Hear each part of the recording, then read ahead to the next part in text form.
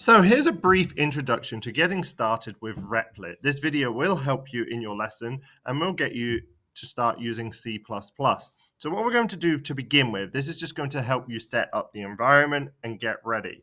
So what we're going to do is we're going to go to replit.com and you can sign in using your school's Google account if you have one.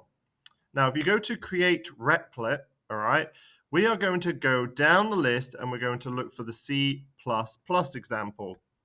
And I'm going to say my first C++ program or project, whatever you want.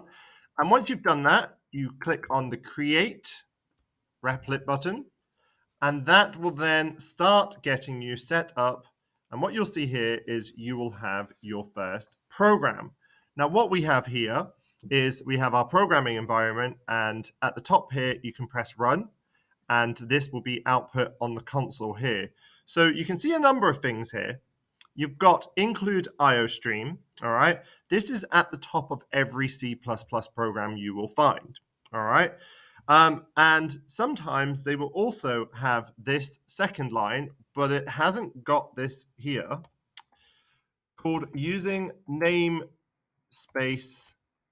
and we're going to say standard, okay? So it's just a namespace. You're importing functions that you may want to use, all right? Now, if I run that, it will still work. So we've got our hello world there, and that is your kind of introduction to getting things set up. The next few videos will show you a little more.